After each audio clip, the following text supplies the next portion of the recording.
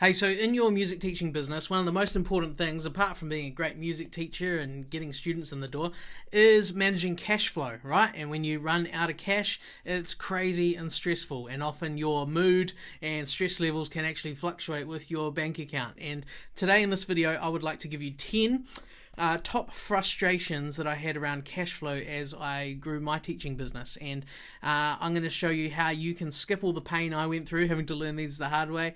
You can skip all that and go straight to the solution, and it's going to save you a whole lot of time, money and stress. So let's get into number one right after this.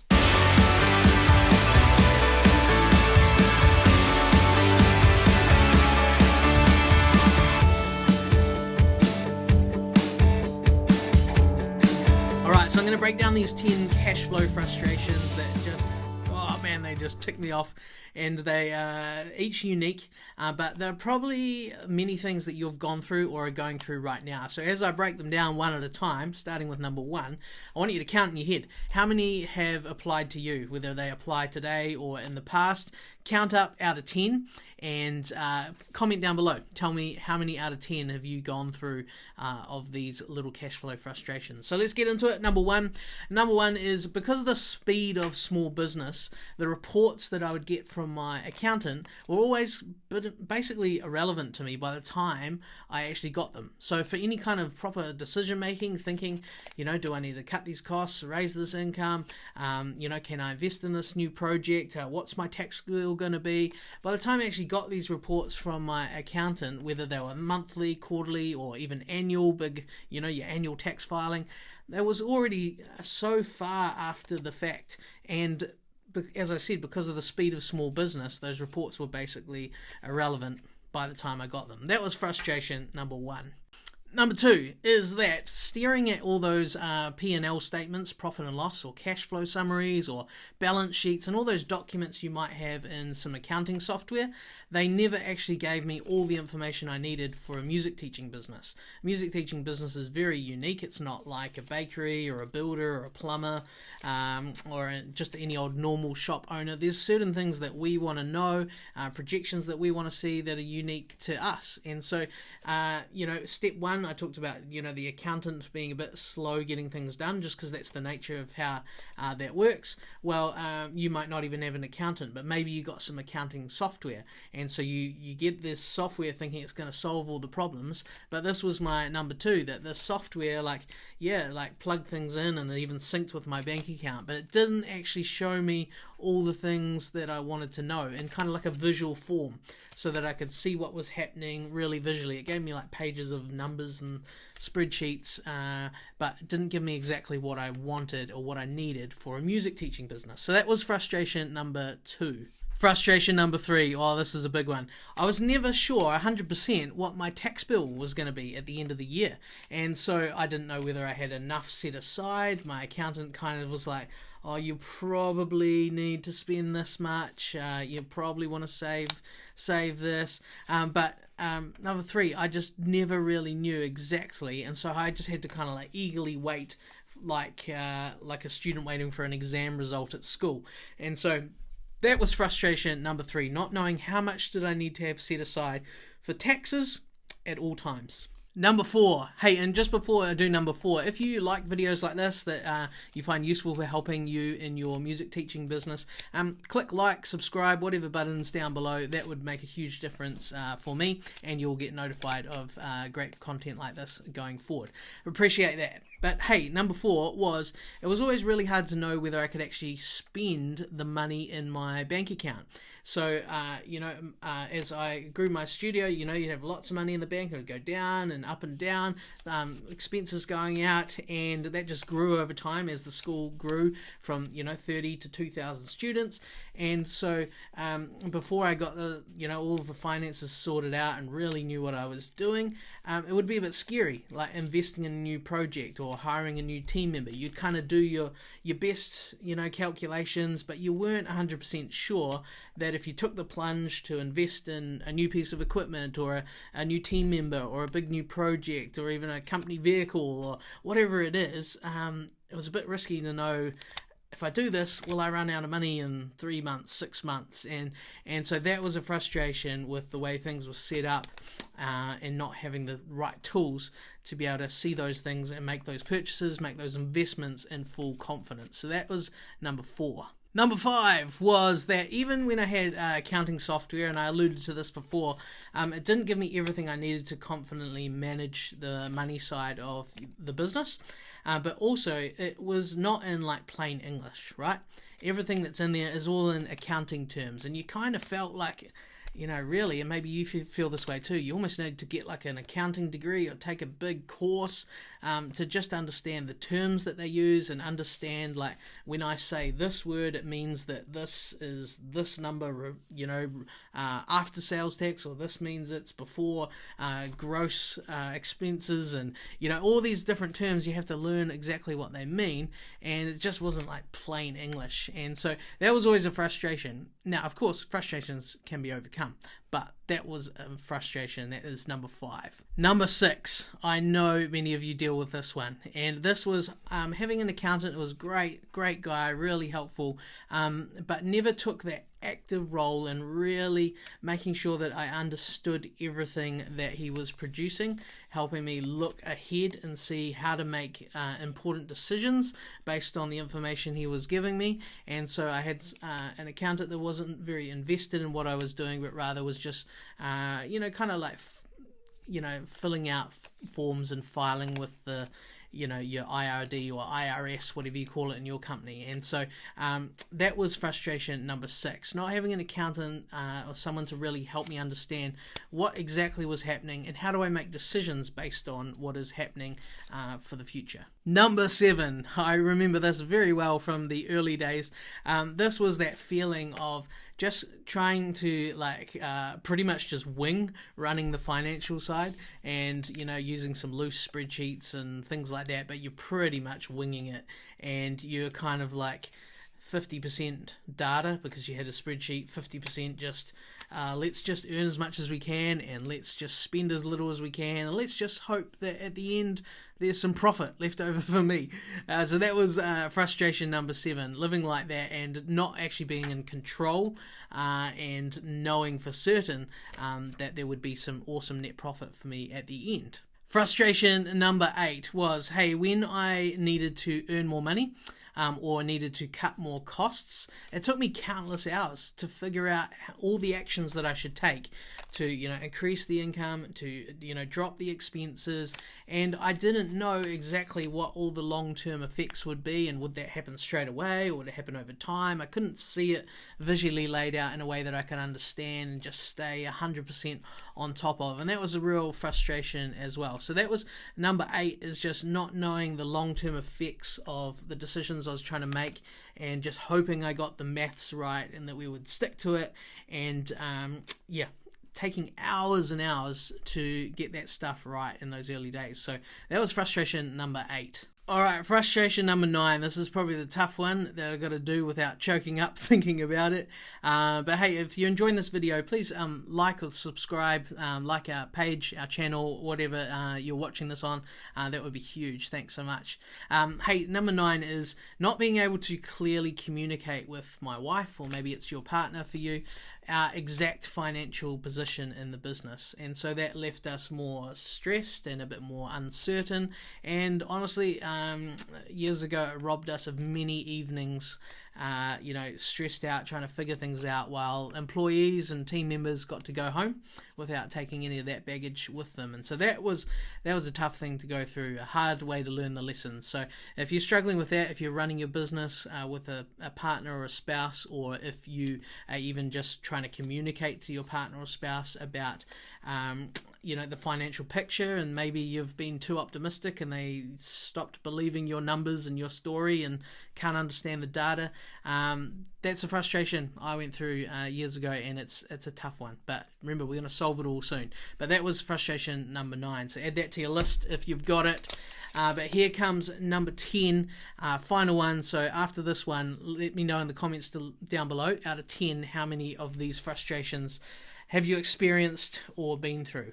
So number 10 is being seen as this like successful business owner by friends, and but feeling like in those early years, like I don't really know what I'm doing with all the finances. Like I'm good at making money and I'm good at spending money, but I don't 100% know if people, ask me like, hey, how much does it cost you to acquire a customer? Or, hey, what's your retention rate? Or what's your lifetime value? Or, hey, what's your cash flow going to be in 3 months? What's it going to be in 9 months' time? All that stuff, which is it's pretty easy to figure out. I didn't have that all down for many, many years.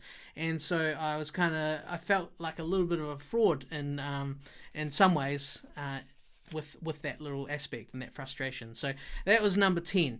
And so there we go. There's the top 10 little frustrations I had around cash flow. And so as you went through all of these, comment down below how many out of 10 have you experienced or are you experiencing right now. So take a second, comment down, and I want to talk to you just quickly about how you solve these, because over time, obviously, I started with 30 students and built up to 2,000 and a team of 50, and so I had to get that financial part right. I remember sitting in a meeting with some people that I thought they were just going to give me some money and some encouragement and business support, and I might have been like 3, 4, 5 years in, and they're like, hey, you don't have this under control. And so it was a big wake-up call for me, and so I really put the effort in to understand this. And so I want to show you this is how you solve all those frustrations, and I'll give you a quick little overview, and I'll do it as a screencast so you can see how I do it now, how I do it for all my businesses,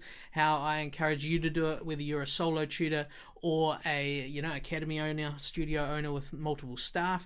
This is how you should do it. So I'll jump to a screencast now and just give you a quick little overview, and this is how all those frustrations can go away. Alright, so what we're looking at here is a cash flow forecast tool, and so that is the most important thing, is to be tracking the cash in your business. So all the P&L statements that you might see, profit and loss, or your balance sheets, they don't give you the full picture of what you need to run your business day to day. And so I built this cash flow system for myself, and it basically works into different chunks and separates each part of the business that's important. So for you, number of customers, number of students. At the start of each month, you're going to write in, hey, how many new customers did you get? How many? What was your target to get? Maybe you tried to get 25 new students. What did you actually get? How many new students did you get? How many cancelled? So you put in those little details. And then you're going to move through and you're going to update your bank balance. So just, hey, what was the bank balance at the first of the month? And that helps just correct your budget. If you had any loans come in, load any money in. And then each part of your business you separate. And so you just have, what do you think the budget is going to be? And so this is, of course, just a silly example just to show you. So you want to split out here what you have. We talked about, like group lessons, online lessons, T-shirts, workbooks, whatever your income streams are, separate them and track them separately. And put in each month, what did you think you were going to make for those, and be as accurate as possible.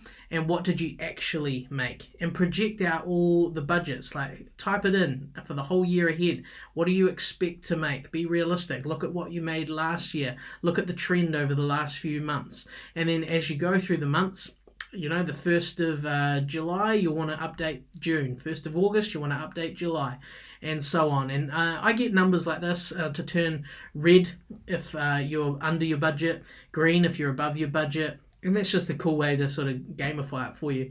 And then you want to show graphs and visually display things. So that's just where you just type it in. So here's your revenue, type it in each month. But then it automatically pulls in and shows you, hey, here's how you're tracking against your budget. You've budgeted to make this much. The blue line is actually how much you did bring in.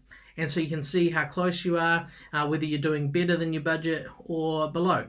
And then you want to do things like this. You want to split it up so you can see each month, hey, out of all the revenue, what percentage is coming from what? And so you'll have music related things in here, and rather than left-handed hammer sales, and you can hover over it and see the exact amount for each month. You can also see the dollar amounts going across, and so you do this for each month so you can see how you're tracking. And then another thing I like to add is just the year to date. So across the whole year so far, how is it split? And you can see this, how it's split across your studio, and this gives you an idea for what's actually making you the most money. What should you double down on and invest in more? And of course, you'll see here you'll set targets for the whole year from your budget. It automatically just pulls it in. So all you have to do is just type in your budget and the actuals. Everything else is automated. And so you can see the whole year to date. So far this year, across this year, you're hoping to sell 200 grand in handyman courses. You're so far at 115. You see that reaching your target as the months progress. So going to table of contents here, I do this for every main section of the business. So you'll see it for revenue, and then you'll break up your staff. And so if you have any team members, great, this is how you do it. If you don't worry about it. You leave this part out. But I separate the overhead staff, which are the employees, and then I separate them from the contractors. And then I separate out marketing expenses, and I want to measure that all separately, and I'll show you why very soon. And then I do the same with the overhead expenses. So that's everything that it takes to run your business, or the power, phone, all those little expenses, subscriptions, etc. And then you put in these other things. You might have some debt payments you need to load in. You need to load in your tax payments. When are they coming in? When are they going out? Any asset purchases. So that might be stuff over a certain amount that that you can't just write off 100%, but your accountant's going to have to depreciate them, and we won't get into all that later. And then owner funds, that's like drawings. So if you just want to take some money from your business, that all needs to be tracked, because you're going to have to pay tax on any money that you take as profit, and so we want to know what's happening there. But all this here is broken down just like I showed you. You got a monthly tracking report, a monthly breakdown of how it all splits up, and then a year-to-date split of how it's all tracking, and it all leads to this. This is the most important thing. So your cash flow forecast. So this is where you can look ahead and go, okay, well, my budget is the orange. So in December, it looks like I'm going to have, 10,500 in the bank. That's pretty good. And, March, wow, it's going up. Something's happening here. That's great. And you can see how your actual numbers are tracking. And if you get really good at budgeting and doing it properly, these numbers should be as close together as possible. So that's the first thing you want to see. You can look ahead and see how much money is actually going to be in the bank. So if you have, no overdraft, $0 is your limit. Well, if you have a number that comes right down here near zero, you need to be doing some work back here to make sure it doesn't get that close, because it's a bit dangerous for you. Next, you want to break down real simply, like, hey, here's how your total monthly revenue is tracking against your total monthly expenses. Am I making more than I am actually spending, or is it the other way around? And so you can see that charted out really simply. What is next? Same thing, just spelled out really clearly. Here's how much money you've earned to date so far. Here's how much you've spent so far this year, and that's, here's how much cash you're left with after your expenses are deducted from your revenue, and so it'll show you exactly. So those are just ways to just show you really simply, and so you can build this. And then again, you want to see a year-to-date, a breakdown of where all your revenue is going. So again, these are just dummy numbers, so it will look totally different to what you have, but you're going to be able to see, well, how much am I spending on staff, or what percentage am I spending on marketing, and what percentage am I spending on every part of the main part of my business. And you'll be able to see it, hover over, see the amounts. Really interesting, and you can work towards targets of what you're trying to target. So we call them benchmarks. So if you know that for instance, most people spend 8 to 10% on marketing and you're only spending 2%, well, you need to rejig your business in a better way so that you're trying to reach that benchmark. Now, that's not a benchmark I'm giving you, but you get the point. Next, you want to have this net profit breakdown. So it's telling you, hey, at the end of the day, you own a business. You'd like to receive a net profit of, let's say, 20%, 10%. So that's after you've paid yourself all your expenses. And so this here, I set it up in my businesses so that it says, hey, so far this year, your net profit is 2%. And that's a total cash amount of this.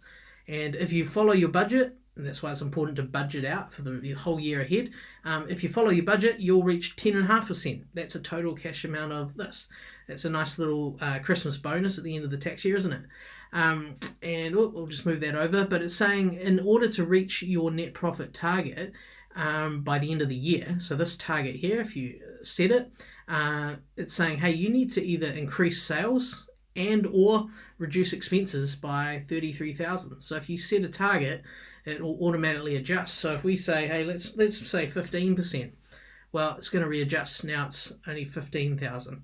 So that's another thing you want to be looking for and seeing how you're actually tracking, because you want to have some profit. You're working your butt off to own a business. You're the owner. You should get some money back for that. Number of students. So yeah, you just graph out, pretty simple, like target number of students, actual numbers. Here's how many you might have gained this month. Here's how many you cancelled each month. And from all of this data, we can see this is your retention rate. And so again, just a dummy data here, but you'll be able to scroll through and see, oh, I'm retaining this percentage. And then we can also calculate across the whole year. So out of all the customers you've acquired this year, all the students, here's what's percentage you've retained. And it'll tell you 78% or whatever. So yeah, set this stuff up. A couple more things that I like to measure that you should also measure. This graph shows you your churn rate. So that's the percentage of customers that cancelled each month. And so you'll be able to hover over and see 12.5, 6%, whatever the percent is. And as you implement better, retention strategies and things like that, you want to see your churn rate, the percentage of people cancelling, headed down and trending down. And I'll show you something cool. In Google Docs, you can just hover over and choose somewhere in here. You can actually select a trend line. I'm trying to remember which one it is. You always have to have a bit of a look around. There it is, trend line. So that's the way it's trending. So it's going down in this dummy data. But what would the trend line be in your business? Who knows? You have to set this up and see. A couple more to go. Your average cost to acquire a customer. So this is huge. You want to know, hey, what does it actually cost me to get a student? And so you'll have this set up so you can see whatever the amount is, $100, $60, and usually this would be a lot closer together. But as you do big campaigns, the cost might go up or down. And again, you can do the trend line, see how you're trending. But it gives you that confidence to know, oh, wow, it's actually costing me about $60 to get a student, or $100. I want another 10 students. If I keep doing what I'm doing, 10 students, about $100, it's going to cost me $1,000. So you get to make better decisions going forward. And then I get it broken down like this as well, just really simple. Here's your average cost to acquire a new customer this year. So out of the whole year, the average is $119 for this dummy data here. This demo business. And then this one here, this is your average cost to add and retain one customer. Because remember, over in retention, you're only retaining 78%. So you don't want to be under the illusion that it's just $120 to get a new student. It's actually $176 to get one and keep them at the moment. And these numbers are automatically going to shift as you are able to fill in all your data. You get better at marketing, you get better at retention, and so you see these improving as well. So that's the way I set up the reports. I'll just show you two more things. I also use these feasibility studies. If I want to figure out, can I afford to hire a new team member? I figure out what are the setup costs. And here, this demo company, I need to get them a Star Wars uniform, a galactic tool belt, some Jedi training, a droid. I don't even like Star Wars, but one of my team made this for me as a bit of a laugh. And what is their pay going to be? How much am I going to be paying them? Load it all in, and what is the cash return on the role? And so think, well, if you're going to charge them out at $100 an hour or $50 an hour for teaching, how many hours are they going to do? Maybe they're doing two different types of teaching, maybe one-on-one lessons, group lessons, online, admin, office work. What is the return that you get to the business? Load that in, automatically calculates it, and then it shows you here, well, this was your current cash flow projection. So in your business, if you didn't hire this person, the money is looking like this with the orange. But if you do hire this person, this is what it looks like. And so you're able to see, okay, well, there's a bit of startup costs, so my cash goes lower, but ultimately I'm better off. And so this is how you're able to make really smart decisions in your business and know whether you can afford a team member, or there's a whole nother one here for when you're doing a project or launching something new, same sort of thing. And it will show you exactly what the outcome is going to be if you make sure your numbers are realistic and you budget properly. So that is a bit of a walkthrough of how I set things up, and how you should too. So you have full control of what's going on in your business, and you're able to make really smart decisions. All right, well, I hope you enjoyed a little behind the scenes look at that, and you can see what a difference that makes, right? Those frustrations will just melt away if you have a tool like this all set up. And so if you want to get access to this tool plus loads more training on this topic where we go really in depth and actually dive into your finances, get it sorted, so once and for all you've got that clarity, I can testify 100% that, hey, once you get this solved, man, your business will just boom. I know for me, going from 30 to 2,000, it was really tough, and I did not have this down for probably like the first 500 students. It was a constant battle, but once you get these things rolling and implemented, and you know how to use them, which I'll show you very easily, things will just explode for you. You put the work in, it no longer becomes a massive headache, the stress is reduced, you feel in control, you can see any problems coming far in advance with enough time, enough hours for you to fix them, and it's just so much better running your studio when the money is under control and not just that stress that's just like weighing heavy on your mind. So if you want to check out the Cashflow challenge that we've set up with Build a Music School, it gives you access to that tool, so you don't have to go spend hundreds of hours learning how to build it yourself. Gives you a whole course of training, lots of bonus interviews, you get to question me on anything. It's really cheap, and it's going to save you thousands and thousands of dollars and hundreds of hours, and probably a few bucket loads of tears as well along the way. So click the link down below wherever it is and check out the Cashflow challenge. Take a look and see how we can, in just 5 days, totally transform your finances, and I guarantee you, you're going to feel in a much better place. It will change your business, and that will also change your life. Hope you enjoy this. Remember to like, subscribe, etc. And I look forward to seeing you in the next video.